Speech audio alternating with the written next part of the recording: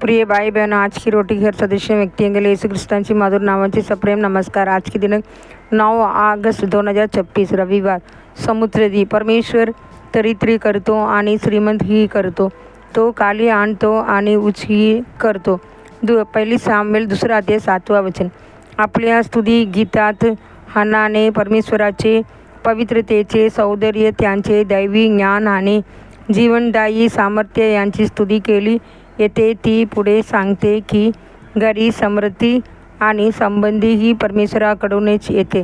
या जगात जगण्यासाठी धन आवश्यक आहे। तामिळ संत तिरुवल्लुवर म्हणतात, भौतिक साधनाशिवाय या जगात जीवन शक्य नाही। अन्न, वस्त्र आणि निवारा यासाठी पैसा आवश्यक आहे। प्रभूची कार्यासाठी ही आर्थिक साधनाची गरज असते।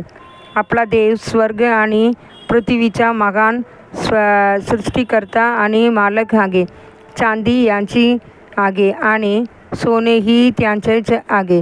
तो तुम्हाला समुद्रात करण्यास आणि उचवण्यास समर्थ आहे। जर तुम्ही प्रथम देवाचे राज्य आणि त्याचे नीतिमत्व शोधला तर तो या सर्व गोष्टी तुम्हाला देईल। इसहाकाने भूमीत पेरणी केली आणि परमेश्वराचे आशीर्वादामुळे त्याला 100पट पीक मिळाले। इसहाकाचा देव हाच तुमचाही देव आहे। तो तुमचे उत्पन्न भरपूर वाढवू शकतो। तो तुम्हाला तुमच्या साध्याच्या परिस्थितीपेक्षा कितीतरी अधिक 1000 नाही आशीर्वाद देऊ शकतो। जर तुम्हाला परमेश्वराचे भरपूर आशीर्वाद मिळवते असे वाटत असेल तर त्याला उदार मनाने आणि आनंदाने अर्पण करा। पवित्र शास्त्र म्हणते, त्याने उदारपणे वाटले, गरिबांना दिले, त्यांचे नीतिमत्व सदा सर्व काळ टिकते, त्यांचे सन्मान वाढले। स्तोत्र 112 अध्याय 9 वचन। तसेच बायबल म्हणते, जो गरिबावर दया करतो तो परमेश्वराचे उसने देतो आणि परमेश्वर त्यांचे फेड करील। नीतिसूत्र 19 अध्याय 17 वचन। काही लोक उदारपणे देतात म्हणून अधिक श्रीमंत होतात, तर काही कंजूसपणामुळे गरिबाला समोर जातात। शास्त्र म्हणतो, जो गरिबांना देतो त्याला काही कमी पडणार नाही, पण जो त्यांच्याकडे दुर्लक्ष करतो त्यांच्यावर अनेक शाप येतील। नीतिसूत्र 28 अध्याय 27 वचन। आज अनेकांना परदेशातून अनाथालये, बायबल महाविद्यालय, वृद्धाश्रम आणि विधवांची सेवा करण्यासाठी कार्यासाठी आर्थिक मदत मिळतो।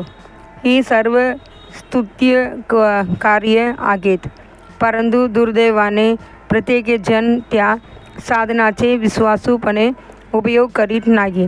ख्रिस्त म्हणाला, तुमच्याकडे जे आहे ते विकून दान करा। तुम्ही गरिबांना देत असाल किंवा प्रभूला अर्पण करत असाल, तुमचे दान त्याग भावाने आणि करुणेने भरलेले असावे। जे काही करता ते मनापासून करा, मनुष्यांची स्तुती मिळवण्यासाठी नव्हे तर प्रभूसाठी।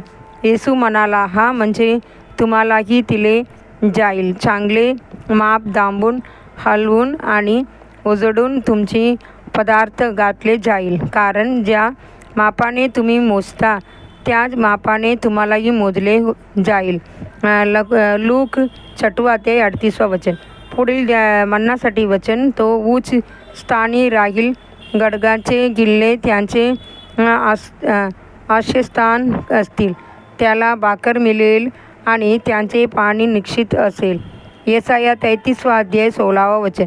आजचे बायबल वाचन सकाळी स्तोत्रसंगीता 77 अध्याय 78 अध्याय, संध्याकाळी रोमकारस 10 अध्याय। धन्यवाद।